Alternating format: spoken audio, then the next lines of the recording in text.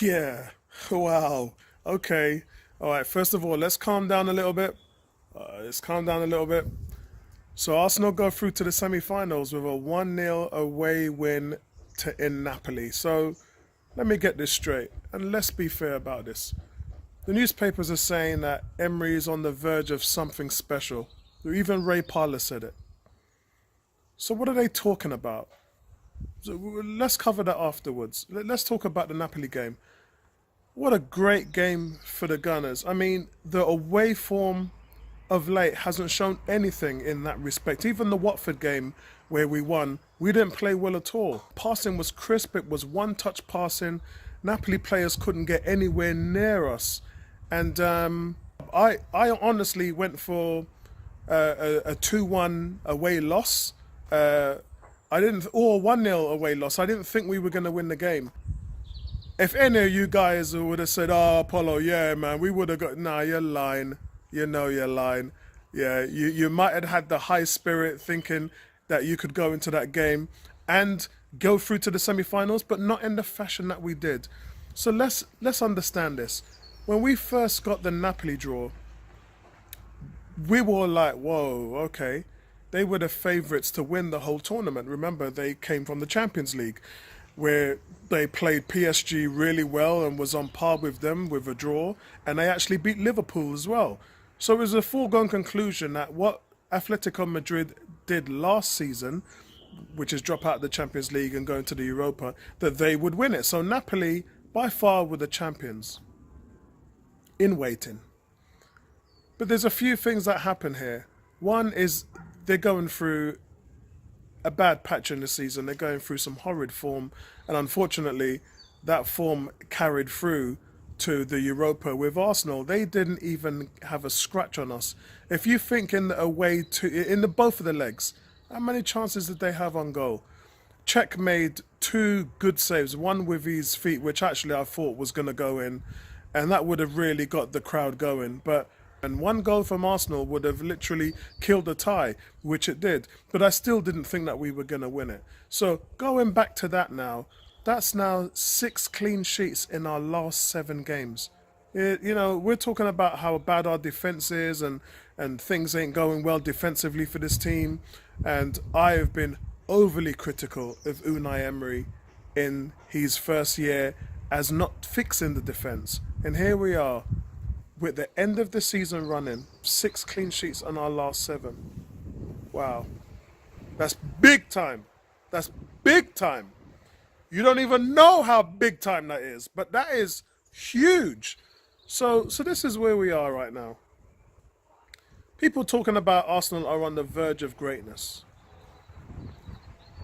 What are they talking about? Let me explain. I have long said that if Arsenal drop out the top 4, they don't have the mechanics and the infrastructure to go back, to get back in. They just don't. They don't have the scouting talent. They don't have the money, and they certainly don't have the backing from the owners. It's not there. When Man United lost Fergie, they never even got back into the top 4, even after spending 780 million in 3 years, an average of 250 million a year. Man United still couldn't get in the top 4. The only way they had to get in was through the back door in the Europa, and that's how they got in. it's crazy to even think that spending all that money and going through all those managers, United still couldn't do it.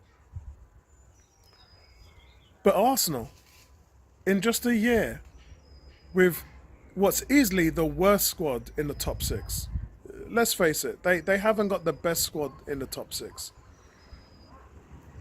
In 1 year, they have the capability of going straight back into the Champions League. I would have never, ever, ever contemplated such a feat. So in that respect, I get you, Ray Parlour. I understand where Unai Emery is coming from, because this is a man who had a selfless task. He had to follow Arsene Wenger. He had to do it without any money. They spent 78 million last summer, which, let's be fair, Unai Emery didn't spend any of. That was all Sev Mislintat. Emery didn't bring in any player. Not one. And when he had the opportunity to do so in the new year, the board turned around and found out that after what Wenger and Dick Law had done with our finances, that we were up the creek and we couldn't spend any money, otherwise we'd be in breach of financial fair play. So here's Unai Emery.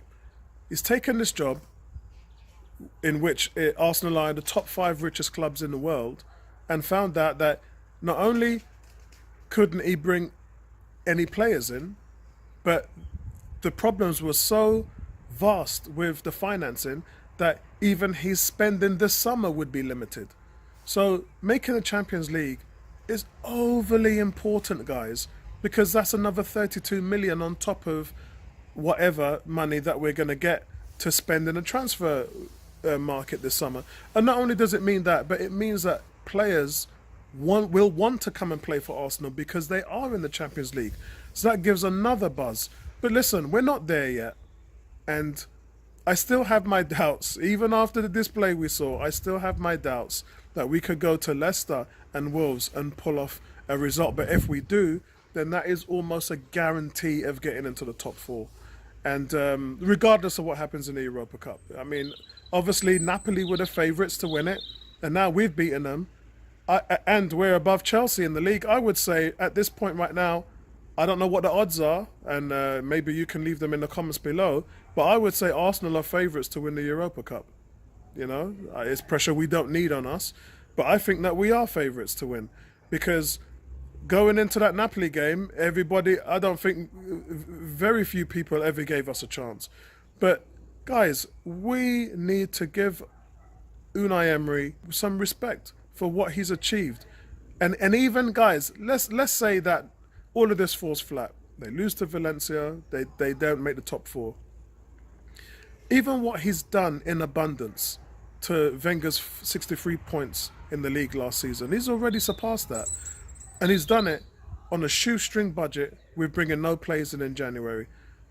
Just the sheer fact of changing the mentality and giving the players a belief in his system, which, remember, is still in its infancy, I think we're on the right track. So let's not get too ahead of ourselves. I think this is a brilliant time to be a Gooner. And I always say to you guys, back your team.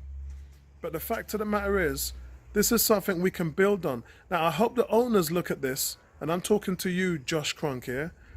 It's your job now to feed it all back to Daddy and get Stan to open up his checkbook and see what you've been working with, because the changes are there. All the front office is new.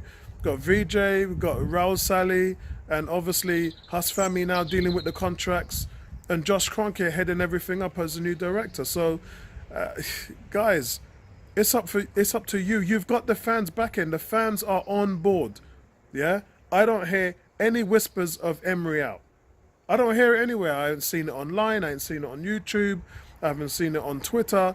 I haven't seen it in the forums. You know, we're nearly 3,000 strong on 101. And I don't think there's one person that is saying Emery out. And if there is, yeah, idiot. Yeah? So listen, we move forward, guys. And what a great time it is to be a Gooner.